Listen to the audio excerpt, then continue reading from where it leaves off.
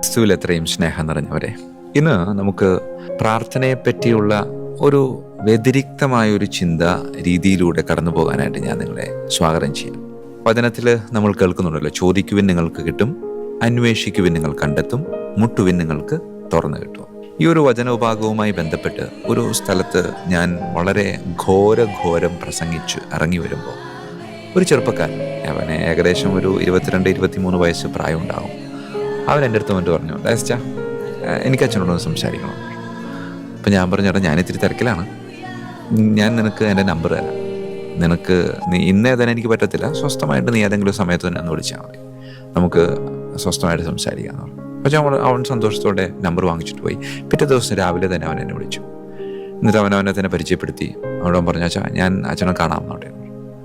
ഞാൻ പറഞ്ഞ് വന്നോളാം പറഞ്ഞു. അവൻ എൻ്റെ അടുത്ത് വന്നു. ഏകദേശം ഒരു 1.5 മണിക്കൂറോളം അവൻ എൻ്റെ അടുത്ത് സംസാരിച്ചു. അവൻ സംസാരിച്ചിട്ട് അവൻ്റെ സംസാരത്തിൻ്റെ ഒരു ശൈലിയും അവൻ്റെ സംസാരത്തിൻ്റെ ഒരു രീതിയും എന്ന് വെച്ചാൽ, ഞാൻ അച്ഛൻ ഉപേക്ഷിച്ചു, ഞാൻ എൻ്റെ ദൈവത്തെ ഉപേക്ഷിക്കാനായിട്ട് തീരുമാനിച്ചിരിക്കുകയാണ്. അപ്പോഴാണ് അച്ഛൻ്റെ ഇന്നലത്തെ പ്രസംഗം ഈ പ്രാർത്ഥനയുമായിട്ട് ബന്ധപ്പെട്ട് കേട്ടത്. അതുകൊണ്ട് ഉപേക്ഷിക്കാനുള്ള തീരുമാനത്തിന് മാറ്റമൊന്നുമില്ല. പക്ഷേ എങ്കിൽ അച്ഛനോട് എനിക്ക് കുറച്ച് ക്ലാരിഫിക്കേഷൻ, അച്ഛൻ പറഞ്ഞതിനോട് എനിക്ക് ഒരുപാട് വിയോജിപ്പുകളുണ്ട്. ഞാൻ പറഞ്ഞത് ഇങ്ങനെയാണ്, നിരന്തരമായിട്ട് പ്രാർത്ഥിക്കണം, തമ്പുരാനോട് പ്രാർത്ഥിച്ചാൽ നമുക്ക് കിട്ടാത്തതായിട്ടൊന്നുമില്ല, അങ്ങനെയുള്ള കുറച്ച് കാര്യങ്ങളുമായി ബന്ധപ്പെട്ടാണ് ഞാൻ സംസാരിച്ചത്. എന്നിട്ട് അവൻ പറഞ്ഞ എങ്ങനെയാണ് വെച്ചാൽ, ഞാൻ ഒരു കാര്യത്തിന് വേണ്ടിയിട്ട് 500 ദിവസം തുടർച്ചയായി പല ഭക്തകർമ്മങ്ങളും വിശുദ്ധ കുർബാനയും കുമ്പസാരവും ഉപവാസവും ഒക്കെ ആയിട്ട് ഇങ്ങനെ കടന്നു പോവുകയായിരുന്നു. പക്ഷേ ഈ 500 ദിവസം കഴിഞ്ഞു, എന്നിട്ട് ഇപ്പോഴും ദൈവം ഞങ്ങളുടെ കാര്യത്തിലൊരു തീരുമാനമാക്കിയിട്ടില്ല. ഞാൻ ചോദിച്ചു, നിങ്ങളുടെ പ്രാർത്ഥനയുടെ നിയോഗം എന്താണെന്ന് ചോദിച്ചു.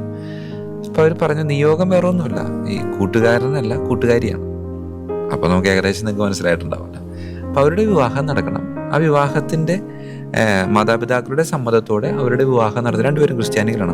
മാതാപിതാക്കളുടെ സമ്മതത്തോടെ വിവാഹം നടക്കുക എന്നൊരു പ്രത്യേക നിയോഗം വെച്ച് രണ്ടുപേരും 500 ദിവസത്തോളം, നിസ്സാരമായിട്ടുള്ളൊരു കാര്യമല്ല, 1.5 വർഷത്തിലധികം നീണ്ടു നിൽക്കുന്ന ഒരു പ്രാർത്ഥനായജ്ഞം. ആ പ്രാർത്ഥനായജ്ഞം കഴിഞ്ഞു.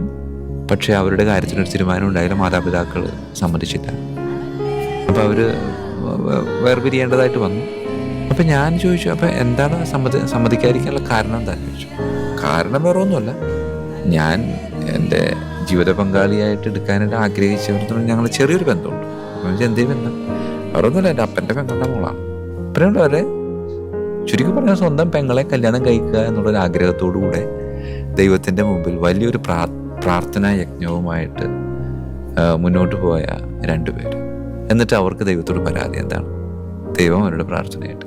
ഇപ്പോഴുള്ളവരെ 1-2 ദിവസമല്ല, 1.5 വർഷത്തിലധികം നീണ്ടു നിൽക്കുന്ന പ്രാർത്ഥനാ യജ്ഞത്തിൽ ദൈവം അവരോട് കരുണ കാണിച്ചില്ല എന്ന് പറയുമ്പോൾ അതിനകത്ത് ചെറിയൊരു ശരിയില്ലേന്ന് തോന്നിപ്പോയല്ലേ. ചെറിയൊരു ശരിയില്ലേന്നൊരു തോന്നലുള്ളവർക്ക് അങ്ങനെ ഒരു സംഭവമില്ല. നിങ്ങൾ ചിന്തിക്കുന്നില്ല, ചെറിയൊരു ശരിയില്ല, അതിനകത്ത് മൊത്തം തെറ്റാം. കാരണം എൻ്റെ പ്രാർത്ഥന ദൈവം സ്വീകരിക്കണമെങ്കിൽ, ഇപ്പോൾ ഒരു പ്രാർത്ഥന, ഞാനൊരു പ്രാർത്ഥന എൻ്റെ ദൈവത്തിൻ്റെ മുമ്പിലേക്ക് സമർപ്പിക്കും. ആ പ്രാർത്ഥന സ്വീകരിക്കപ്പെടുമ്പോൾ 2 കാര്യങ്ങൾ നമ്മളൊന്ന് പരിശോധിക്കണം. ഒന്ന്, ആ പ്രാർത്ഥന സ്വീകരിച്ച് ദൈവം എന്നെ അനുഗ്രഹിക്കുമ്പോൾ ആർക്കെങ്കിലും, എൻ്റെ ചുറ്റുപാടും നിൽക്കുന്ന ആർക്കെങ്കിലും വേദന ഉണ്ടാകുന്നുണ്ട് എങ്കിൽ ദൈവം അത് ഗൗനിക്കത്തേയില്ല.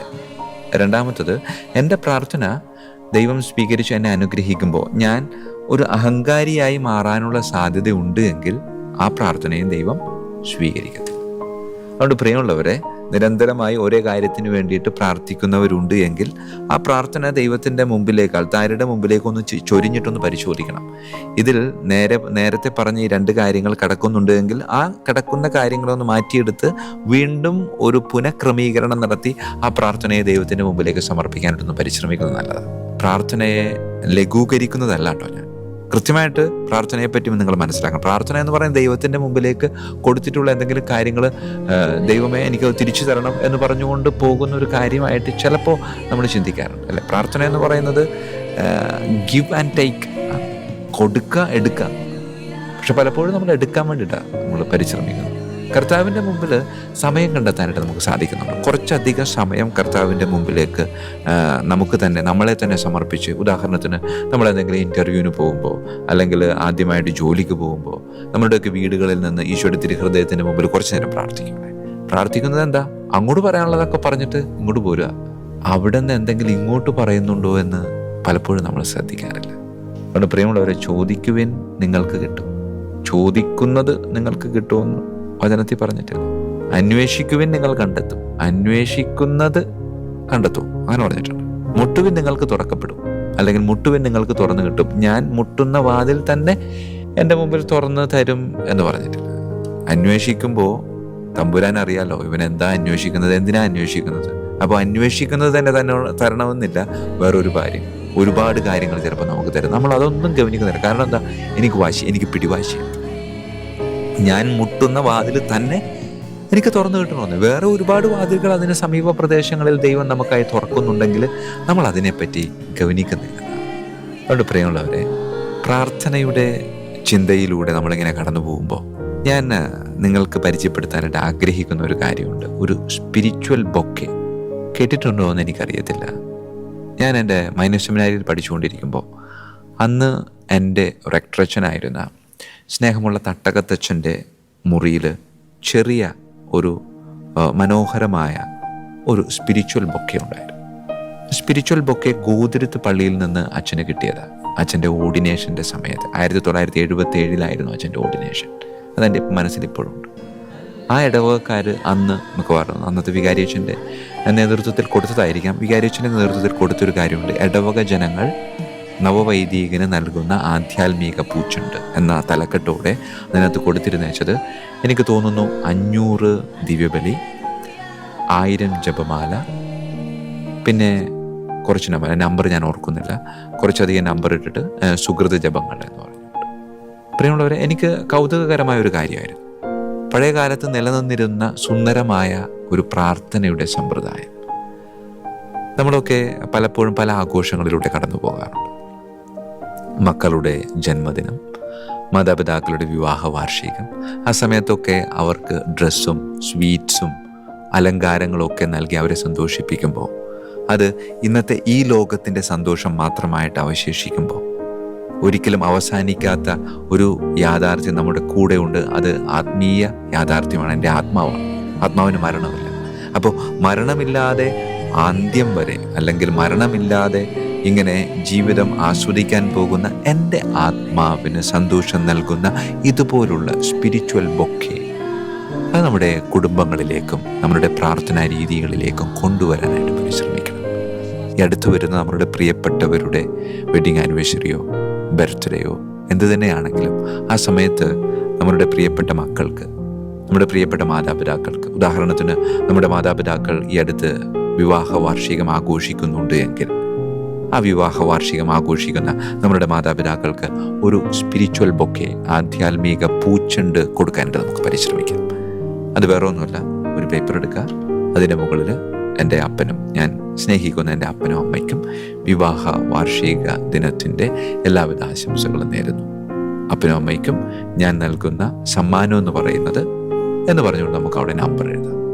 ഉദാഹരണത്തിന് 30 ദിവ്യബലി, 50 ജപമാല, 100 കരുണയുടെ ജപമാല, സുഹൃത ജപങ്ങൾ ഒരു 1000 വരുന്നുണ്ട്. സുഹൃദജപങ്ങൾ എന്ന് പറയുമ്പോൾ വേറെ ഒന്നുമില്ല, എൻ്റെ അമ്മ, എൻ്റെ ആശ്രയമേ, അത് പരിശുദ്ധ അമ്മയുടെ മാധ്യസ്ഥനെ യാചിച്ചുകൊണ്ടുള്ള ഒരു സുഹൃദജപമാണ്. ഈശോയുടെ തിരുഹൃദയത്തിൻ്റെ സുഹൃദജപങ്ങൾ ഒരുപാടുണ്ട്. ഈശോയുടെ തിരുഹൃദയമേ, എൻ്റെ ഹൃദയം അങ്ങയുടെ ഹൃദയത്തിന് അനുകൂലമാക്കണമേ. അങ്ങനെ ഒരുപാട് സുഹൃത ജപങ്ങൾ നമുക്ക് പല സ്ഥലങ്ങളിൽ നമുക്ക് കിട്ടും. എനിക്ക് തോന്നുന്നു നമ്മളുടെ വീടുകളിൽ നമ്മൾ ഉപയോഗിക്കുന്ന ഈ വണക്കമാസം ഉണ്ടല്ലോ, പരിശുദ്ധ അമ്മയുടെ, വിശുദ്ധ ഔസേപ്പിതാവിൻ്റെ, അതിനകത്ത് സൽക്രിയ, അതോടൊപ്പം തന്നെ അതിൻ്റെ കൂടെ ഒരു സുഹൃദജപം കൂടി ഉണ്ടാവും.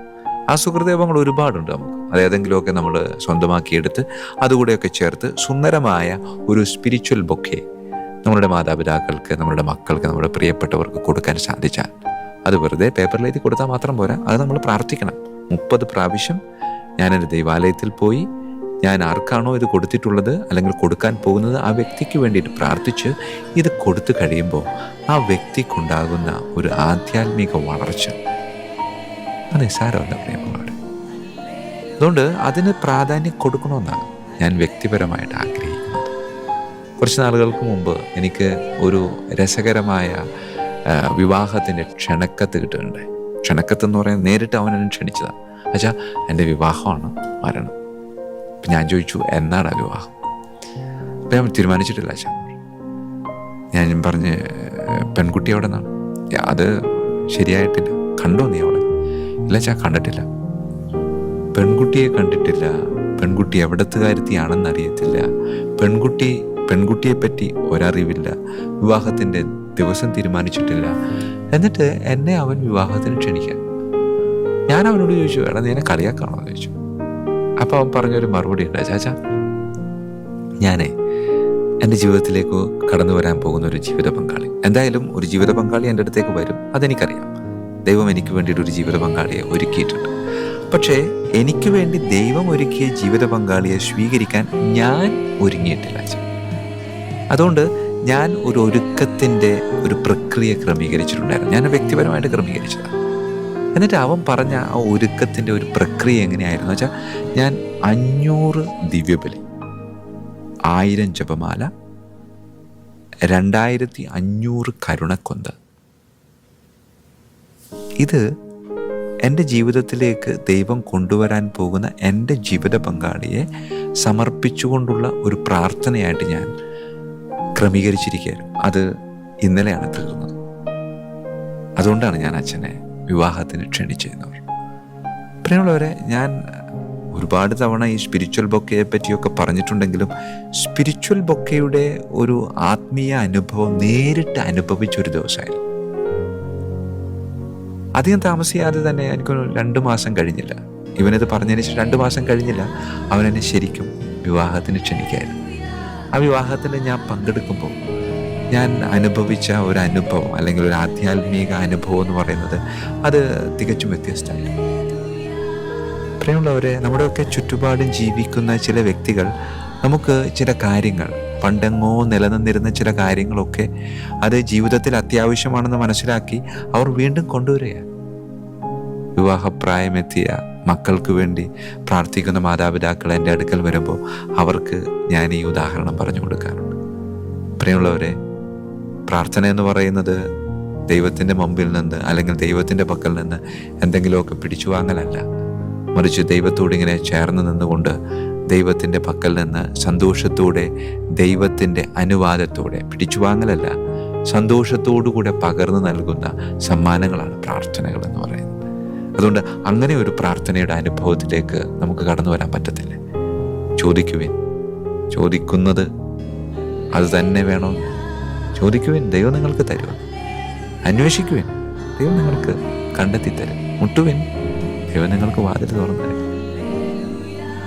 കർത്താവേ, പ്രാർത്ഥനയുടെ യഥാർത്ഥ പൊരുൾ മനസ്സിലാക്കി സ്നേഹത്തോടെ നിന്നോട് ചേർന്ന് നിന്ന് നിന്നോട് ഒരുപാട് ഇങ്ങനെ സംസാരിച്ച് മുന്നോട്ട് പോകാനുള്ളൊരു കൃപ എനിക്ക് നൽകണമെന്ന് നമുക്ക് പ്രാർത്ഥിക്കാം. ദൈവം നമ്മളെ സമൃദ്ധമായിട്ട് അനുഗ്രഹിക്കട്ടെ. ഈശോ മിശിഹായ്ക്കും സ്തുതിയായിരിക്കട്ടെ.